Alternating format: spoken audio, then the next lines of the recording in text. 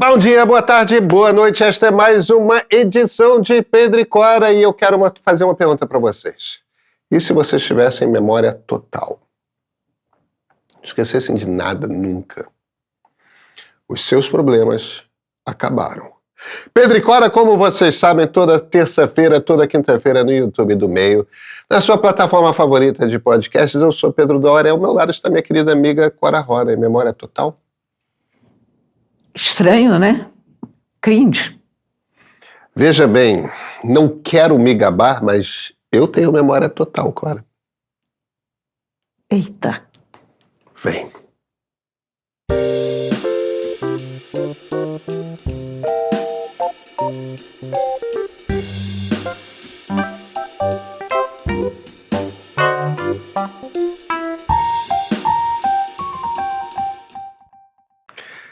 Cora,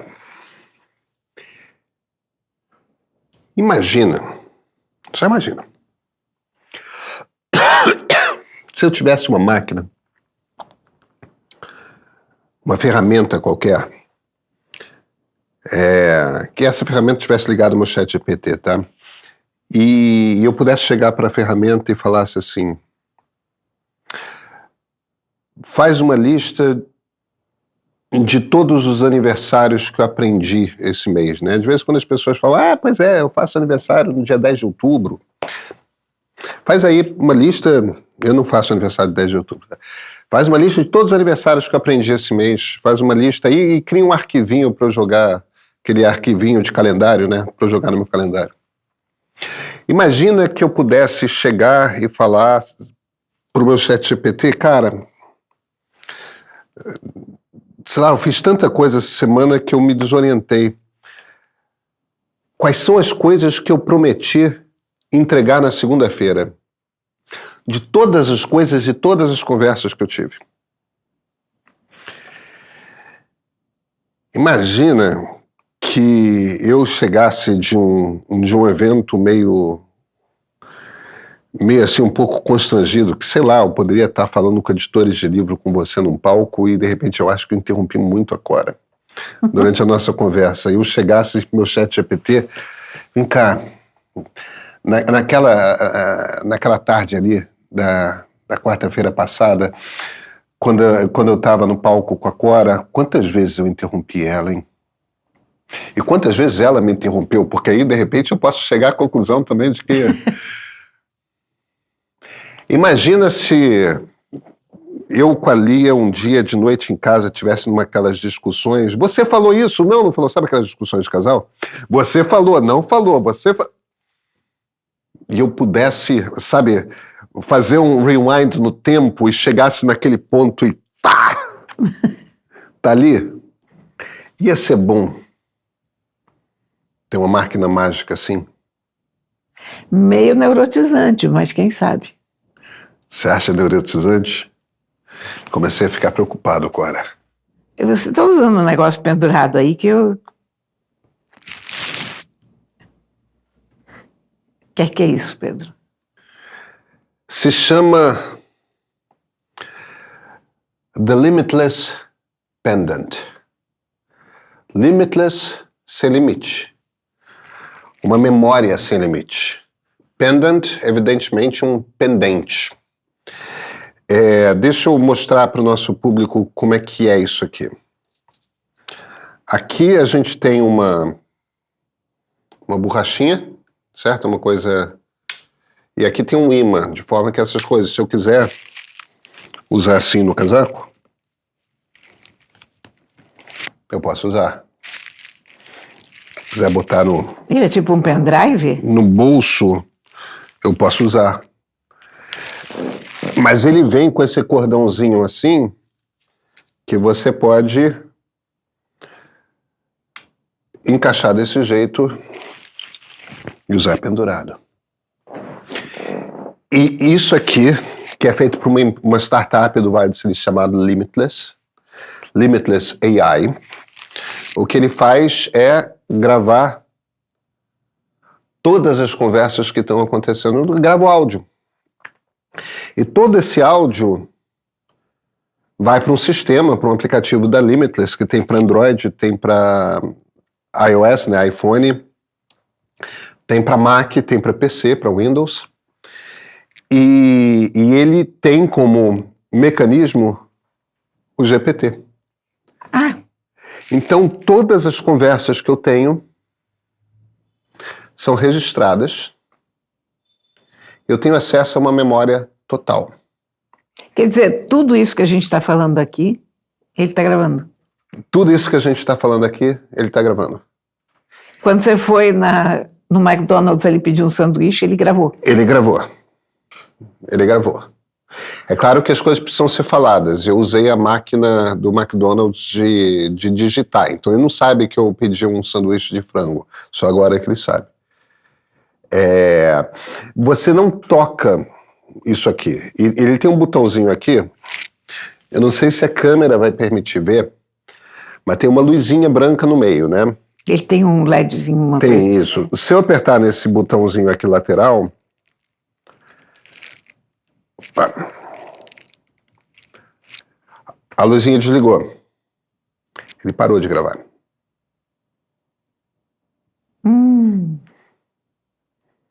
Então, se eu estiver num ambiente em que... E agora eu já liguei de novo, ele voltou a gravar. Eu posso configurar ele no aplicativo para ele só gravar a minha voz. De forma que, se eu estiver num ambiente em que as pessoas se sintam incomodadas, sintam que sua privacidade está sendo invadida de alguma forma, tudo mais, isso aqui pode registrar apenas a minha voz, só as coisas que eu falo. Mas, fora isso, Cora, ele armazena o áudio, ele armazena a transcrição em palavras, você pode fazer uma busca por 100% das conversas que você teve. No aplicativo dele, tanto para o celular quanto para o computador, ele também permite gravar as videoconferências, de forma que se você está numa videoconferência, não importa se está usando Teams, se você está usando Meet, se você está usando Zoom, se você está usando a plataforma que você for, ele também grava as videoconferências. Com o passar do tempo, ele vai ficando inteligente, ele vai reconhecendo a voz das pessoas, então ele vai conhecer a sua voz, ele vai conhecer a minha voz, ele vai conhecer a voz da Lia, as pessoas que estão ao meu redor, ele conhece as vozes. E você pode não só fazer buscas, como você pode ter uma interação. Vem cá, é aquela coisa que... Você acha que eu sou uma pessoa educada? Ele vai talvez dar uma resposta que eu não quero ouvir. O ChatGPT é muito puxa-saco, não se preocupe. Ele sempre vai dizer que você é a pessoa mais educada do mundo. Mas se você pedir com jeitinho, assim, me trata com carinho, não me derruba demais, mas fala aí, me dá umas dicas, onde você acha que eu posso melhorar?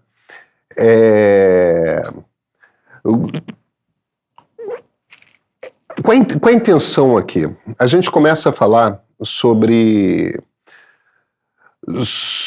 qual é o aparelho que vem com inteligência artificial. Que tipo de hardware, que tipo de aparelho você pode ter que melhora a sua vida com inteligência artificial. A proposta desse aparelho aqui, ela é muito simples. Eu só estou gravando o áudio do ambiente. É só isso. Mas com isso eu vou conseguir te dar uma memória total. É aquela coisa do filme do Schwarzenegger, né? Total Recall. Ele não está gravando vídeo, ele está gravando...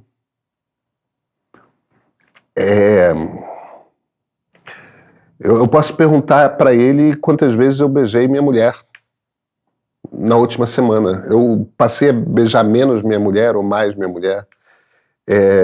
Eu estou tratando um filho de uma maneira diferente de outro filho. Começa a pensar nas possibilidades. Isso é uma outra realidade. Começa a pensar nas possibilidades da vida, de você ter um... Porque é mais do que uma memória total, porque a partir do momento que você junta com o ChatGPT, é um pouco um grilo falante também, né? Agora, olha, eu já acho que estou fazendo a velha maluca, porque eu passo o dia conversando com os meus gatos. Sim, Porque, claro, os gatos conversam com a gente. evidentemente. Você E pode perguntar se você está tratando os gatos de forma diferente também. Também. Mas estou, porque isso eu mesma percebo. Mas eu já fico meio bolada, digo, gente, alguém que estivesse me vendo, né? A gente sempre imagina isso, né? Quem é que vai ver a gente? Ninguém vai ver a gente dentro de casa, mas eu fico pensando, gente, mas eu não vou fazer a desfeita de não responder a um gato que me dirige a palavra. Quando o gato chega para você e mia, ele está te dirigindo a palavra, então você responde. Pronto, mas ok, eu entendo que isso possa parecer esquisito para as pessoas que não têm gato. Agora você imagina, a gente já parece louco na rua porque você usa aquele headphone e você não vai abrir o teu telefone celular no meio da rua. Uhum. Né? Aí você está andando na rua e você está falando sozinha, com aquele troço espetado na orelha. Agora não precisa nem de ligação para falar sozinha. Porque agora você fica, me lembra quando eu chegar em casa de... Cora, segunda-feira eu estava indo para academia e com a minha coluna, a coluna que eu ia escrever ao longo do dia para o Globo, minha coluna sai na terça-feira. No Globo eu costumo escrevê-la, às vezes eu começo a escrever no domingo, mas o mais comum é eu escrever todo o texto na segunda. E eu fico pensando, né? Eu estava indo para academia e eu ia ter um monte de atividades. Eu tinha consulta médica depois, eu tinha reunião de pauta. Eu não ia ter tempo de sentar e escrever antes de uma determinada hora. E eu sei exatamente o que acontece comigo. Eu tenho ideias espetaculares que resolvem de vez um texto e na hora que eu sento na frente do computador, que dê aquela ideia. Sumiu, não volta mais, ou volta no dia seguinte, depois que a coluna já está publicada no jornal. Sim. Elas fazem isso com a gente, as ideias, são muito sacanas. Eu não tive dúvida, atravessando a rua Jardim Botânico de um lado para o outro, eu ditando para o aparelhinho. Me lembra, marca aí, me lembra, porque você pode se virar para ele e falar, faz uma marca e me chama a atenção disso quando eu abrir o aplicativo. E ele te chama a atenção do negócio. E eu descrevi o raciocínio, olha, se você junta a peça A com a peça B, com a peça C, tudo mais, tal, ou então já estou falando para ele, ditando 2, 3 frases, sabe aquelas 3 frases brilhantes de início de parágrafo? Uhum. Pois é, também te ocorre, né? Me ocorre. Quando eu estou indo dormir, por exemplo, me ocorre muito, e é claro que eu esqueço, né? E quando eu acordo, eu penso, qual foi a ideia genial que eu tive ontem à noite? Evidentemente eu não lembro. Aí comecei a deixar bloquinho com caneta ao lado da cama. Acho ridículo anotar. Está lá o bloquinho, está lá a caneta. E eu continuo a ter as ideias. Isso aí, olha. E outra, eu aos poucos começo a conversar também com o ChatGPT aqui, a fazer comandos de voz, que eu sou muito encabulada de fazer comando de voz, porque esse é feito maluquice, eu não estou acostumada com gente falando sozinha. E eu sempre tenho essa ideia que estou falando sozinha, quando... Você está falando com alguém. Mas é muito chato, muito esquisito, né? Enfim, mas com isso aí eu vou ficar louca de vez. Veja, eu tô com o meu Limitless faz uma semana, começando ainda a me habituar com ele. Eu tenho usado mais dentro da camisa do que fora, embora na maior parte das camisas dá para ver essa que menos, que essa é mais escura. Mas em algumas camisas, principalmente a camisa de academia, que a malha é mais fina, dá para ver a luzinha acesa. É uma empresa muito jovem, tá distribuindo faz pouco tempo esse aparelho. A gente não sabe qual é o aparelho que a OpenAI vai lançar no início do ano que vem, que está sendo desenhada pelo Johnny Ive, mas esse aqui é o primeiro aparelho e eu o comprei, não foi... Eu comprei numa pré-venda, ele demorou quase 2 anos para ser enviado. Mentira, eu estou exagerando. Mas foi um Kickstarter? Kickstarter daqueles? Não foi um Kickstarter, não. Foi da própria empresa. A empresa pegou uma grana no Vale do Silício, A Wired fez matéria, o Verge fez matéria, TechCrunch fez matéria, quer dizer, as principais publicações da área fizeram matéria sobre a empresa, e essa empresa, eu assinei o software dela para que eles já lançaram de cara o software para conferência digital, e falaram, a gente vai ter um hardware também, e esse recurso que a gente dá para reunião, eu faço muita reunião de palestra, em que quem está me contratando para dar uma palestra explica o que quer, e eu preciso ter esses dados. É maravilhoso. Então eu uso para essas conversas com quem está me contratando para fazer palestra, eu sempre faço o registro da conversa, porque aí eu pego aquela transcrição e vem cá, o que eu prometi para as pessoas, de quanto tempo é a palestra, quais são as informações que eles querem nessa palestra, tem algum assunto que eles preferem que eu não trate. Então eu vejo ali o que estão me contratando e uso isso muito. Então já tinha me tornado assinante de um serviço da empresa, da Limitless, e logo que eles anunciaram o Pendant, eles anunciaram, olha, a gente vai fazer esse aparelho, está na fase de projeto, e se você comprar agora é $49. Eu peguei meu cartão de crédito e comprei na hora. O preço é ridículo, né? Agora está $99, mas eu comprei pela metade do preço. E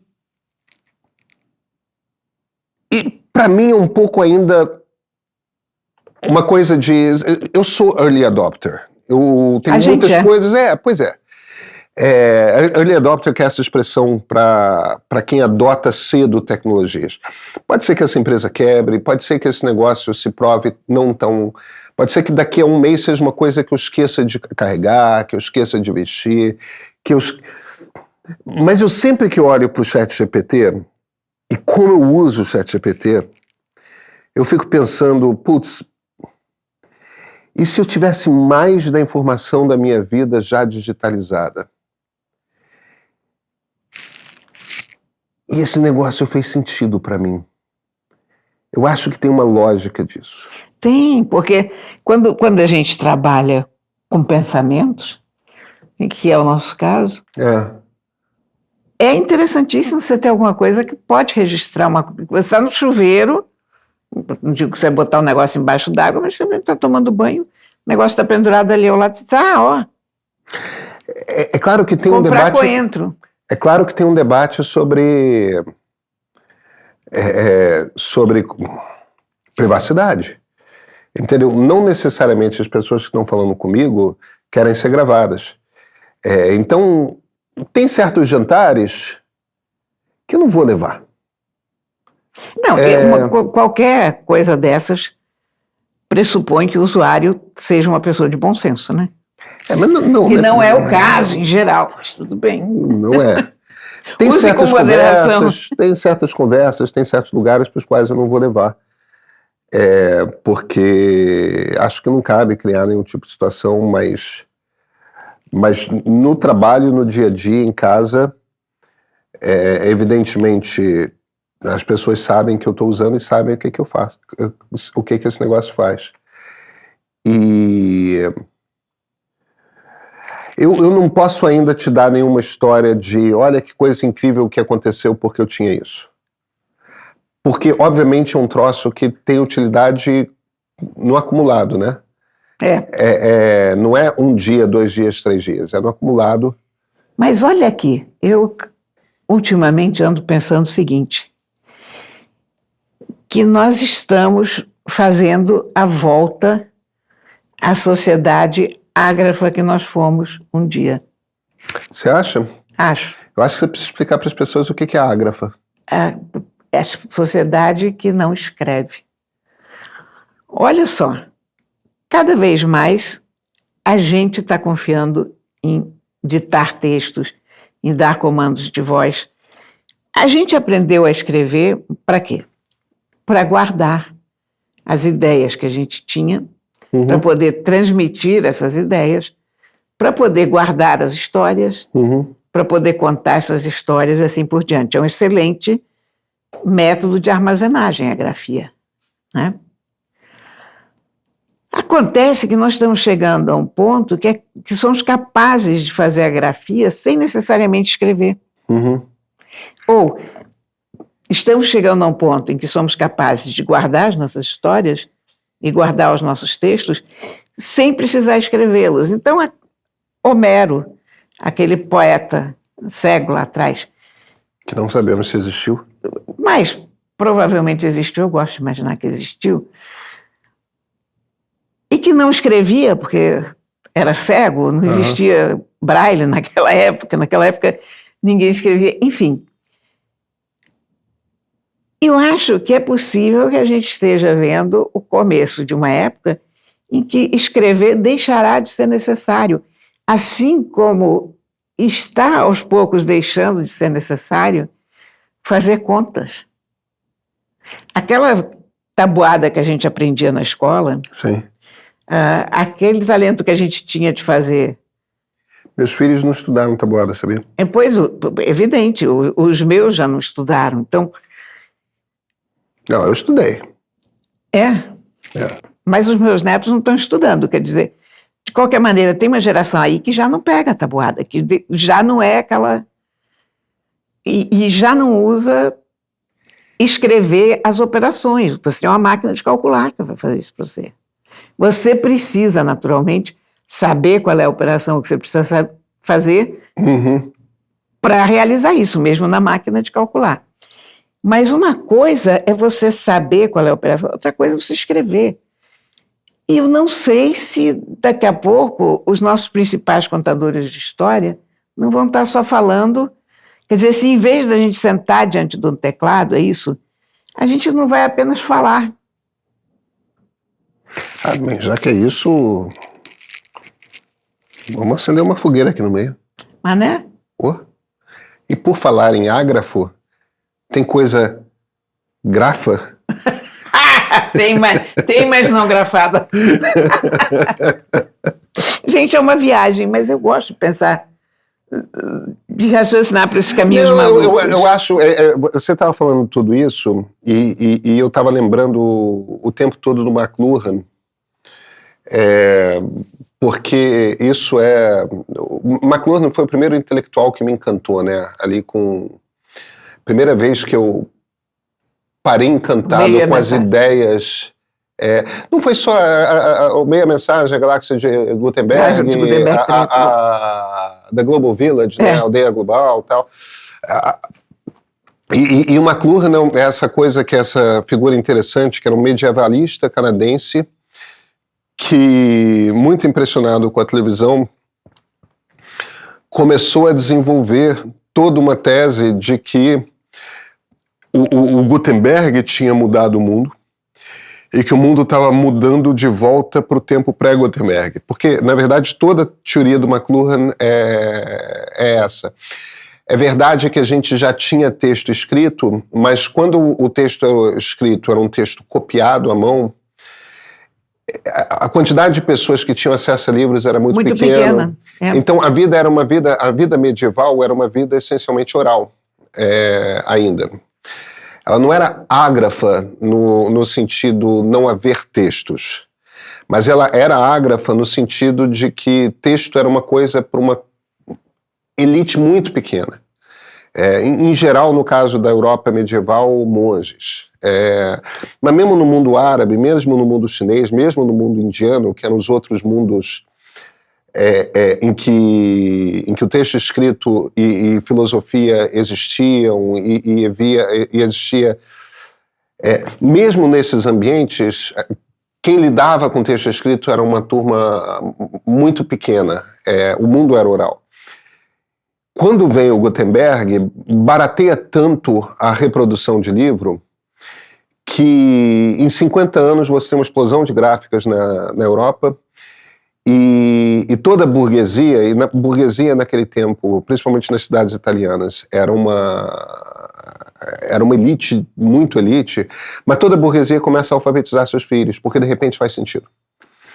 E aquilo gera um fenômeno que vai desembocar primeiro no cisma da Igreja Católica, né, no Lutero e Calvino, depois nas guerras religiosas, aí no Iluminismo, as revoluções liberais, tipo, é um troço que...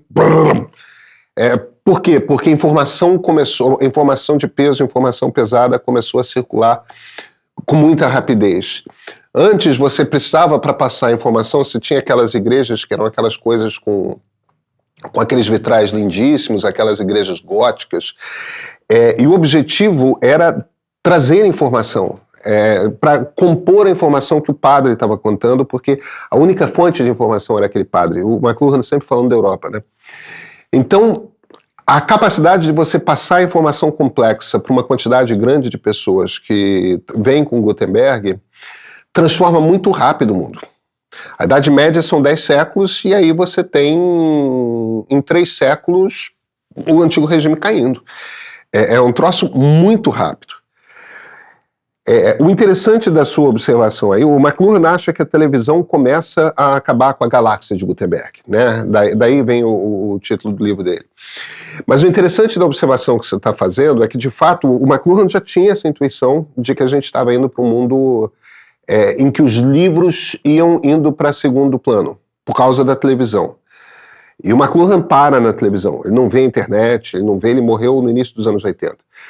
Ele não vê a internet, então ele não vê. O pessoal da Wired usava o McLuhan como o santo padroeiro da Wired. The patron saint of Wired is Marshall McLuhan. E eles inclusive reeditaram na Hardwired, que era a editora deles, alguns dos livros do McLuhan. Eu tenho as edições da Hardwired. Isso é lindo. Eu tenho as anteriores. Mas não, eles fizeram uma coisa que, como o McLuhan trabalhava com um designer italiano chamado Quentin Di Fiore, que era um designer espetacular dos anos 60, eles tiveram cuidado de reeditar, tipo, imprimir com gráficas melhores do que existiam à disposição, mas tendo reconstruído cada página do Quentin Di Fiore com todo respeito. Ah, que espetáculo. Então, as edições são facsímiles melhor impressas. Impressas com o melhor da tecnologia da década de 90 de impressão, que deve ser a mesma da melhor tecnologia de hoje. Mas o que você está falando, na verdade, é uma coisa que é curiosa, que é, por um lado, sim, a gente deixa de ir para o mundo escrito e voltamos para o mundo oral, que é o que o McLuhan tinha esperança, que ele era um medievalista, né? Ele não gostava do mundo do Gutenberg, que é uma coisa que as pessoas esquecem. O ponto que você está levantando, que eu acho interessante, é o seguinte... Porque na definição do McLuhan, naquela coisa de hot media and cold media, mídia quente e mídia fria, o texto é um tipo de mídia de alta definição, no sentido de que tem muita informação. A televisão é uma mídia de baixa definição, porque tem pouca informação. Você não consegue botar muita informação em televisão. Você está falando de uma coisa ágrafa no sentido de que não tem texto, só que de alta definição. Porque você consegue, por conta da inteligência artificial, botar muita informação, tanta quanto você só conseguia com texto. Isso. Então, desculpa, eu acabei dando uma volta nisso, é porque você me disparou para pensar numa coisa minha de juventude, que era uma coisa... Porque, inclusive, a gente está vendo o crescimento dos audiobooks. Quer dizer, é uma quantidade de pessoas hoje que leem ouvindo. Eu sou assinante da Audible, tá? Você não registra como você registra lendo. Eu sei, nem pode, mas eu acho que, forçando um pouco a barra, a gente consegue imaginar esse mundo em que a escrita deixa de ser necessária de novo. É que você vê, eu ouvindo o podcast, por exemplo, no volume alto, em vez de ser no headphone, cara, todo o conteúdo do podcast que eu ouvi está registrado aqui. Então, eu posso entrar e recuperar cada detalhe da informação que está no podcast como se fosse um livro. Com Audible, você só pode fazer isso se você tiver essa ferramenta. Se não...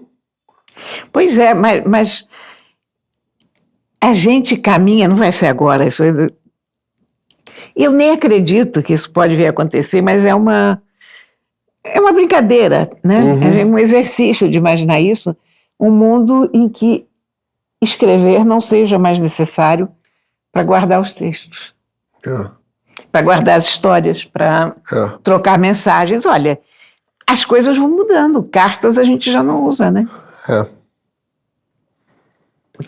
A gente ainda tem que falar do seu livro, Cora. É verdade, do livro que não está aqui, aliás, gente. Livro, pronto. Chega de viajar, gente. Hoje eu tenho um livro, mas eu não tenho um livro. O livro não está aqui. Aliás, o livro... Combina com o dia. Combina, o dia está tão ágrafo que eu tenho o livro aqui. Olha, o meu livro hoje vai vir aqui. Não trouxe nem o Kindle, né? Está aqui no meu celular.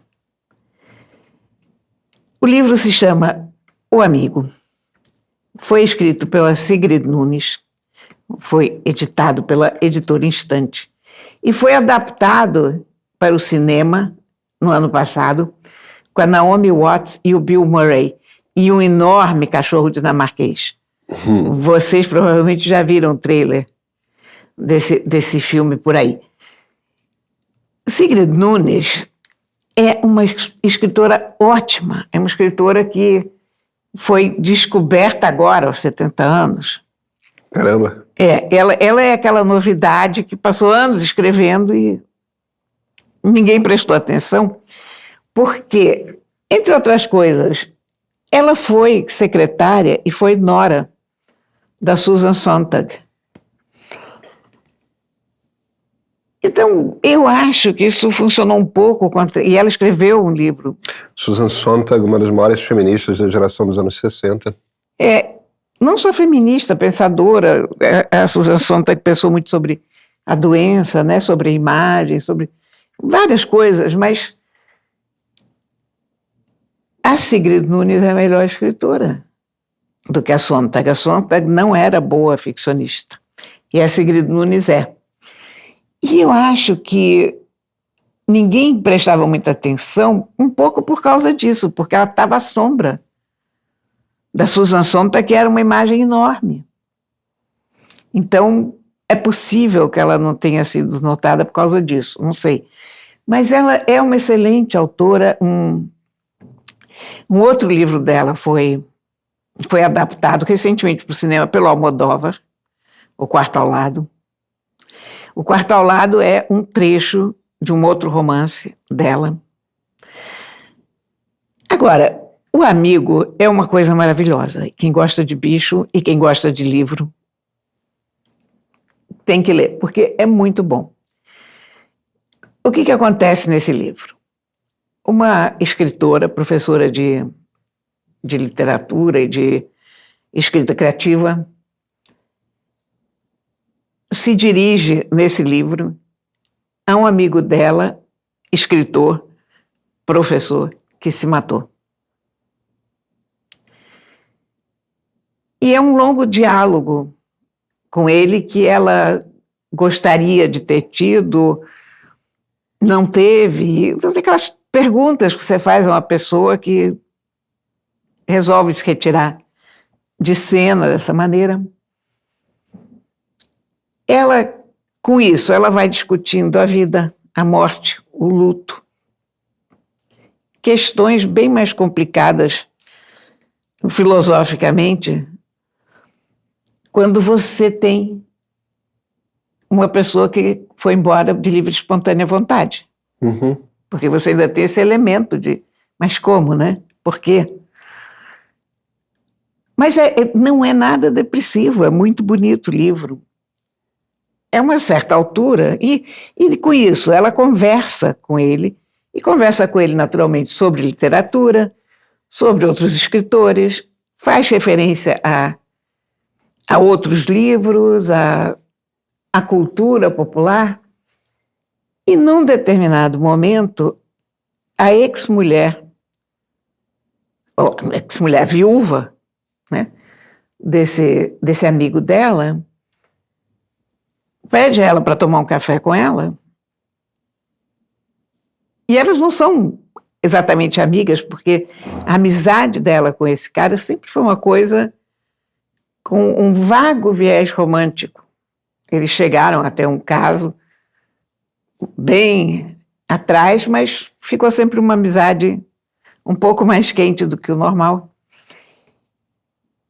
E essa mulher pede a ela que fique com o cachorro do falecido. Porque essa mulher não suporta cachorros, porque essa mulher vai botar o cachorro num daqueles abrigos nos Estados Unidos que dá 2 meses para o bicho ser adotado e se ninguém aparecer mata. E porque ela tem certeza que essa escritora que está narrando a história seria a melhor pessoa para cuidar do cachorro. Bom, essa mulher mora num pequeno apartamento em Nova York e o cachorro é um dinamarquês enorme, de todo tamanho, velhinho, com artrite, deprimido, passando por uma depressão porque perdeu o pai dele, né? Enfim. E a uma certa altura esse livro vira essa relação dela com esse cachorro. Parece que o melhor ator do filme, da versão filmada, é o cachorro. O Bill Murray é um bom ator. Bill Murray é ótimo. Naomi Watts é uma boa atriz. Sim, mas você não faz ideia do que é aquele cachorro. Eu vi fotos daquele cachorro. Eu não vi o filme, gente, mas aquele cachorro é uma coisa maravilhosa. E, segundo em todas as críticas, cachorro-centradas, digamos assim, diziam que o cachorro é inacreditável, como aquele cachorro é bom ator e tal.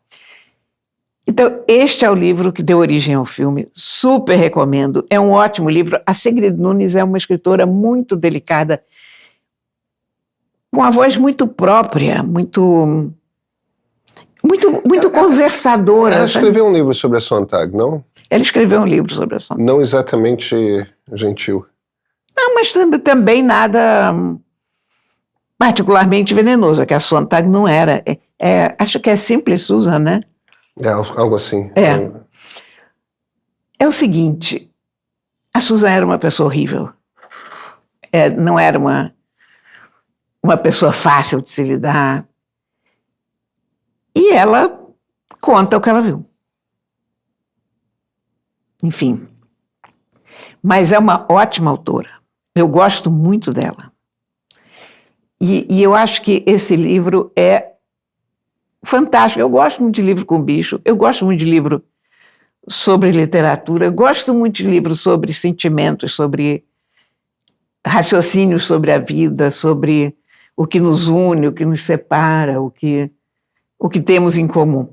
E esse livro é tudo isso, com um senso de humor percorrendo as páginas. E ainda tem discussão do Me Too no meio, porque esse professor, escritor que se matou, ele é um cara que volta e meia se apaixonava pelas alunas. Isso é uma coisa que dá muita confusão. Então tem muito sobre isso também. Interessante, um livro bastante contemporâneo. Então. Muito interessante. Para ver antes do filme.